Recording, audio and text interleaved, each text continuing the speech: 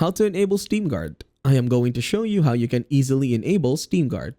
SteamGuard is enabled by default on your Steam account if your email is verified and you have restarted Steam twice on your computer since verifying your email.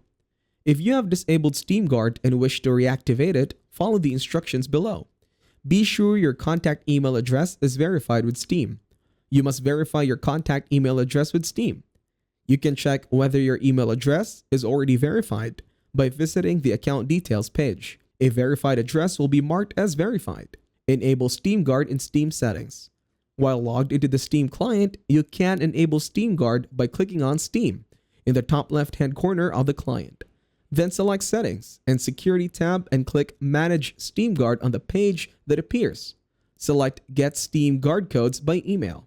That is it. With SteamGuard enabled, you will be asked to enter the special access code sent to your email address each time you log into Steam from an unrecognized device. Getting Steam Guard codes via your smartphone provides the best level of Steam account security because you are authorizing your logins with a physical device that you possess. You will need to download and install the free Steam mobile app on your phone.